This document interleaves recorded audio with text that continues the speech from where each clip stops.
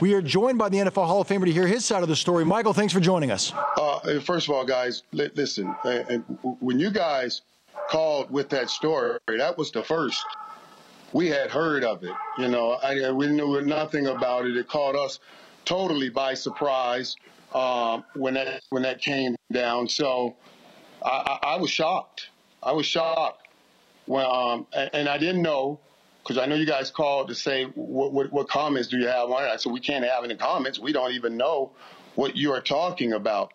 And what was funny about it is this was 24 hours after I had just talked to the girl that was accusing me of this. I had just talked to her. I had communications with her. So, and I had at least 10 communications with her, texts or conversations after the so-called incident, and she had never mentioned anything about an investigation. So it totally caught me off guard, you know.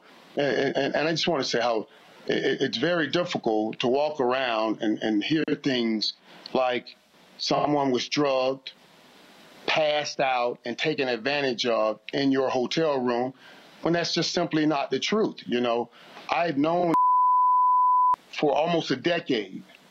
You know, I consider her like my little niece, you know, a friend. She's hung out with me and my family members and on a number of occasions. And all I was trying to do that evening, because we were hanging out, a lot of my friends and families, it was my first time home after the off season.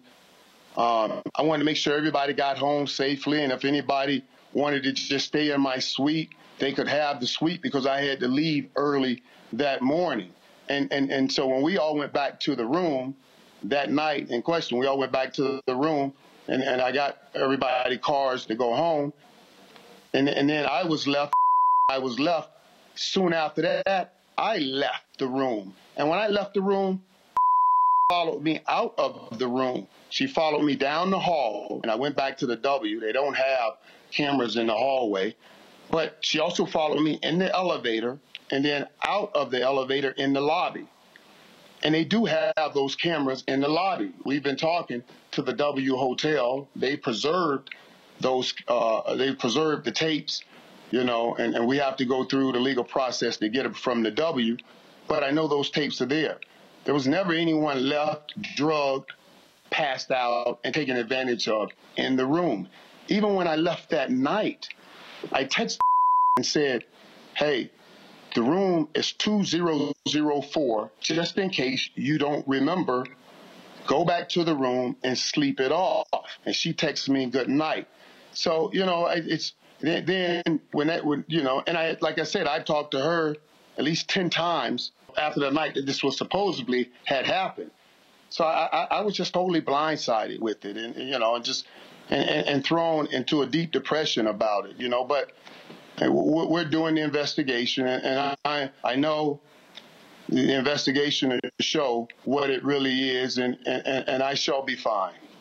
So, Mike, you know, you say that you're getting this video evidence, and that's going to be presented as evidence. Why do you think, you know, the way you're laying out the facts, why do you think that she's alleging sexual assault, and where do you think these allegations are coming from? I don't know. You know, as she said, she doesn't remember things, and I don't know. She herself said that, so I'm not sitting here throwing anything or saying anything about her. That's what she has said, and I don't know. You know, I really do not know. I was trying to look out for a friend. You know, as I said, people now, and I want to get this perfectly clear, I've known her for almost a decade. I've never had any kind of dating relationship with her. We've never had any kind of sexual relationship in any way, in any form. She was like a little niece. She was a good friend. I was hurt to hear about it, and I thought, okay, maybe it's, you know, she just don't remember, and it's the alcohol. But then I hear she hires this Gloria Ulrich, who's a pretty good civil attorney, and then I was like, you know, okay, maybe I should just wake up and take it for what it is. But I don't know why it is, why we are where we are. So you're saying you had never had a sexual relationship with this woman in the past, and you did not have any sort of sexual relationship with that woman on the particular night in question? No, never. We've never had anything. We've never done anything. And I've known her for like I said, almost a decade. So none of that. Well, Michael, I appreciate you coming on and telling your side of the story. I will say this, though, just as from a reporting standpoint, that the support from Cowboys Nations for you has been. I've noticed that there's been a lot of support from Cowboys fans for you, and that must make you feel good. Well, I appreciate all the support that you get, especially in times like this. Things like this, it really affects you. And I understand I'm an easy target because of what my former conversation with me, my old lifestyle, or my bad decisions and my mistakes in the past and everything. But the evidence to show what it is. There was no one drugged, passed out, and taken advantage of and left in the room like that. Once you see the tape that she walked out of that hotel with me, and I text her back and said the room is 2004. Go back to the room and sleep it off. That's all. I just want to get all the evidence we can and share with the Fort Lauderdale police. I know they're investigating, and we share and make the right decision here. If you like what you just saw, videos, great stories, and crazy photos, we've got more like it every single night on TMZ Sports on FS1.